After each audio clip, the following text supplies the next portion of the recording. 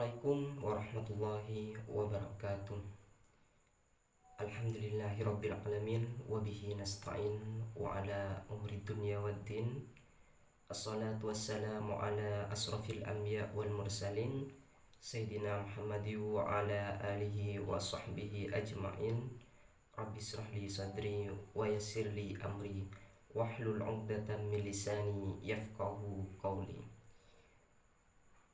Pada kesempatan kali ini kita akan sama-sama belajar tentang tema toleransi antar umat beragama.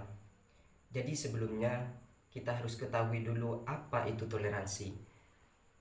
Toleransi dalam bahasa Arab yang disebut dengan as-samahah adalah konsep modern untuk mengembangkan sikap saling menghormati dan saling bekerja sama di antara kelompok-kelompok masyarakat yang berbeda baik secara etnis, bahasa, budaya, politik maupun agama. Karena itu, toleransi merupakan konsep agung dan mulia yang sepenuhnya menjadi bagian organik dari ajaran agama-agama termasuk agama Islam. Dalam konteks toleransi antara umat beragama, Islam memiliki konsep yang jelas. Tidak ada paksaan dalam agama, bagi kalian agama kalian dan bagi kami agama kami. Adalah contoh populer dari toleransi dalam Islam. Prinsip toleransi menurut Islam dalam hadis Nabi yaitu beliau bersabda yang artinya agama yang paling dicintai di sisi Allah adalah agama yang lurus dan toleran. Nah, dari ini dapat kita simpulkan bahwa hadis di atas dapat dikatakan agama yang toleran dalam berbagai aspek agama, baik dari aspek akidah maupun syariah. Akan tetapi toleransi dalam Islam lebih menitik beratkan pada aspek-aspek bermuamalah, di mana Rasulullah SAW yang bersabda artinya Allah merahmati atau menyayangi seorang yang toleran dalam menjual, membeli dan memutuskan perkara. Islam mengajarkan bagaimana manusia untuk beribadah secara benar kepada Allah atau hablum minallah. Namun tidak hanya itu, Allah juga mengajarkan kita tentang hablum minannas, yaitu hubungan dengan sesama manusia. Ajaran yang begitu indah. Sesama manusia sudah seharusnya kita saling memperhatikan dan saling menghargai perbedaan. Yang muda menghargai yang tua dan yang tua menyayangi yang muda. Yang kuat membantu yang lemah, yang kaya pun menolong yang miskin. Hidup ini sangatlah indah kalau bisa hidup saling berdampingan, membantu, rukun, damai, dan berbagai kebahagiaan. Teman-teman sekalian, ada salah satu kisah yang patut kita teladani. Pada suatu hari yang cerah, ada seorang pemuda muslim berangkat kerja naik taksi. Ia sangat ramah dan ceria. Dan pada sepanjang perjalanan ia bersenandung kecil. Pak sopir memulai bekerja dengan doa orang Nasrani. Sebab ia beragama Nasrani, Pak sopir tersenyum melihat keceriaan pemuda itu. Ia ingin memberikan pelayanan terbaik, mengemudi dengan halus, memasang AC, menawani koran yang dibelinya, diputarnya lagu yang syahdu pelan-pelan agar sang penumpang terasa nyaman. Sampai di tujuan pun pemuda itu membayar 50 ribuan untuk argo 30.000 tanpa meminta uang kembalian dari sopir taksi itu. Dan sang sopir pun menerima dengan penuh syukur. Lantas dia memacu taksinya menuju warung ACE Sina langganannya. Untuk sarapan yang biasanya dia makan dengan sayur dan tempe, tapi kini ia minta kepada ACE menambahkan dengan sepotong ayam goreng. ACE sangat senang melihat Pak sopir menikmati sarapannya.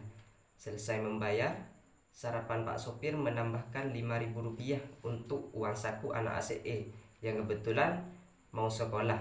Dengan tambahan uang jajan 5.000 rupiah, anak ACE itu pun berangkat sekolah dengan senyum lebar. Ia membeli 2 potong kue, 1 potong kue untuk dirinya dan 1 potong lagi diberikan kepada temannya yang tidak membawa bekal sama sekali. Tentunya temannya tersebut itu sangat senang dan bahagia mendapatkan kue kesukaannya di pagi itu. Nah, cerita kebahagiaan demi kebahagiaan ternyata berlanjut, bergulir seakan bola salju. Nah, apa maksud dari cerita tersebut tadi? Jadi, cerita ini adalah soal menerima dan memberi tanpa membedakan agama, ras, maupun suku.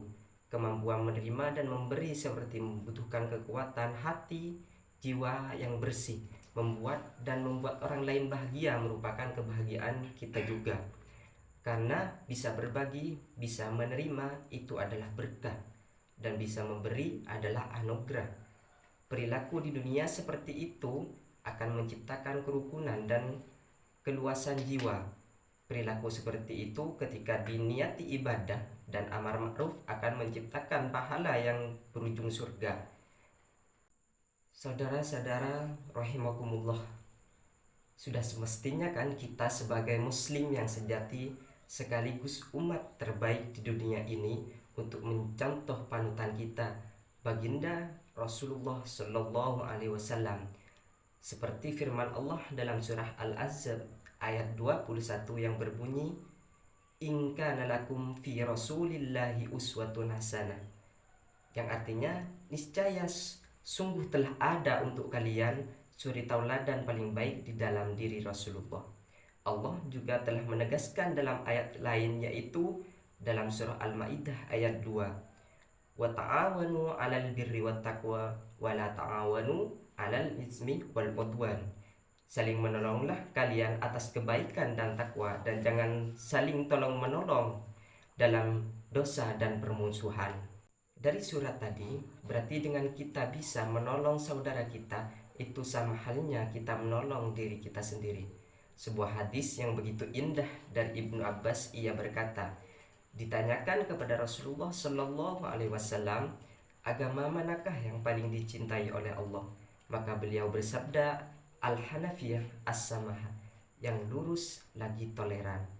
Saudaraku yang berbahagia, marilah kita memiliki cinta dan kasih yang lebih, sebuah cinta yang mencair semua oposisi, kasih yang mengalahkan semua musuh, cinta yang menyapu semua hambatan, toleransi, cinta yang menang atas semua rintangan.